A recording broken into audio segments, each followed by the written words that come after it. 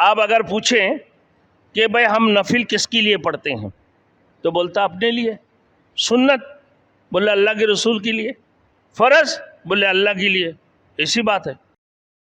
Thanks for watching. Don't forget to like, comment, share and subscribe to Maulana Habibullah Rohani official. اصل بات ہے میرے دوستوں عقیدے کا صحیح ہونا۔ اصل بات کیا ہے؟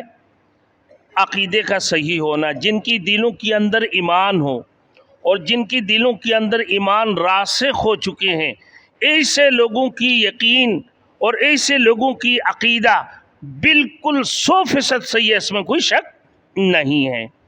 اب عقیدے میں اگر گڑبڑ ہو تو کسی کام کا نہیں ہے۔ آپ اگر پوچھیں کہ بھائی ہم نفل کس کے لیے پڑھتے ہیں تو بولتا اپنے لیے، سنت بولے اللہ کے رسول کے لیے، فرض بولے اللہ کے لیے، ایسی بات ہے۔ یہ عقیدے والی بات ہے میرے دوستوں۔ آپ آئیے، اللہ نے دوسری جگہ میں فرمایا اِنَّ صَلَاتِي وَنُسُكِي وَمَحْيَايَ وَمَمَاتِي لِلَّهِ رَبِّ الْعَالَمِينَ۔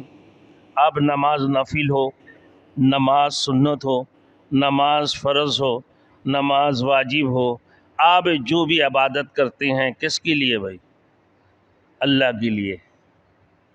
اِنَّ صَلَاتِي وَنُسُكِي، اور ہمارے نظر و نیاز، ہمارے قربانی کس کے لیے ہو؟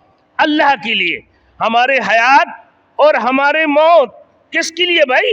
اللہ کے لیے۔ ہمارے جینا اور مرنا اللہ کے لیے ہے۔